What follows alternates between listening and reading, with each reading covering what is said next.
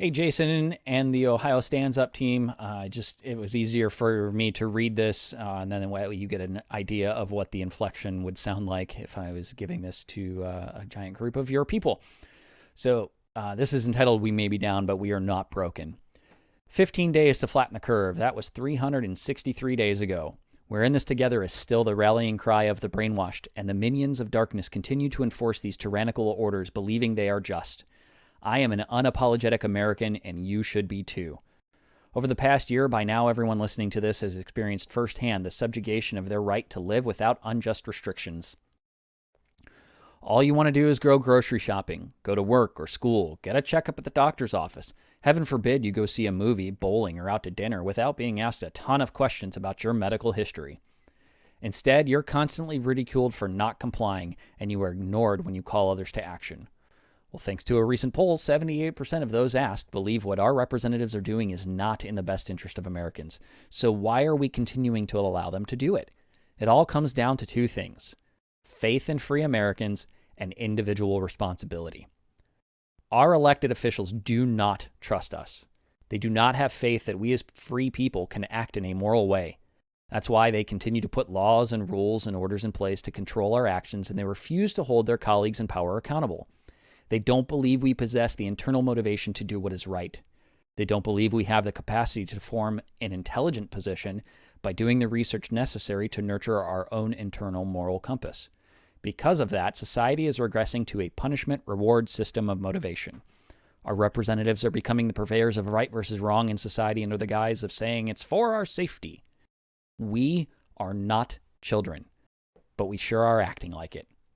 We are divinely granted individual liberty to pursue our own happiness and that of our families. But when the spotlight is not on us, what are we doing?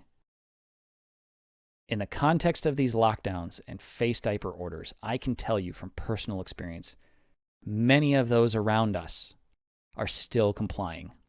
Of course, we feel empowered when we're in a group of like-minded individuals, but when we are by ourselves, we are outnumbered for sure. But what's the point of individual liberty if we do not responsibly act individually? If all you're going to do is comply, then nothing is going to change. Being a veteran, I've witnessed and have read about some of the most inspiring individual actions taken to protect those who could no longer protect themselves. I'll share a story with you about one of those situations, but I want you to think about two things after you hear it.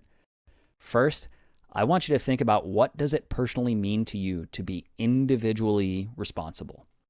And second, what actions are you now going to take to ensure you model what it means to be a moral American exercising and protecting individual liberty? This story is called "This Morning Was Different." On October 3rd, 2009, Staff Sergeant Ty Carter awoke to a previously unseen volume of fire coming from the high ground surrounding the COP. It's a combat outpost. The COP was occupied by the 53 men of Black Knight Troop. Only this morning was different.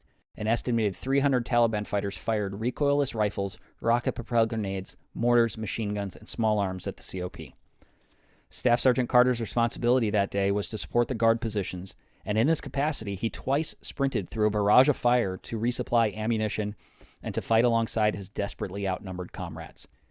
He moved into the open a third and fourth time to rescue a critically wounded teammate, render first aid, and carry him to safety.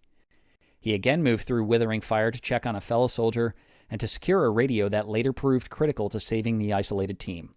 He fought fearlessly and inspired those around him throughout that brutal day of combat, as told by General John F. Campbell, Vice Chief of Staff of the Army. Staff Sergeant Carter was later awarded the Medal of Honor for his actions on that day.